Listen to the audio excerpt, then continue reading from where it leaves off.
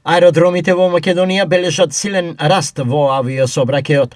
Во првите 6 месеци од оваа година обслужени се безмалку 2 милиони патници, што е раст од 28% во однос на истиот период лани.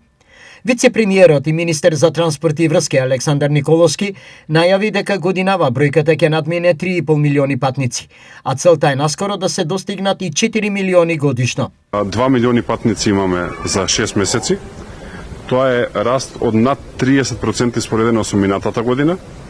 Кога оваа влада беше избрана, бевме нешто над 2 милиони патници годишно, сега сме 2 милиони патници за пола година.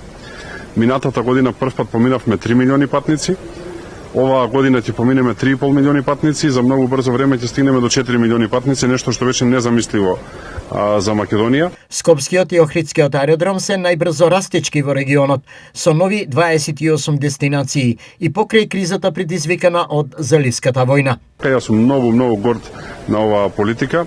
28 нови дестинации имаме. Во текот на кризата која што беше предизвикана од војната во Заливот, скоро да не се почувствува кризата. Дополнително со керозин од Скопскиот аеродром се снабдуваше и аеродромот во Приштина, делумно и аеродромот во Ниш, така што покажавме дека можеме да ги развиваме двата аеродроми и се одиме на многу повисоки цели, така што еве веста на денот е дека за само 6 месеци имаме 2 милиони патници на двата аеродроми.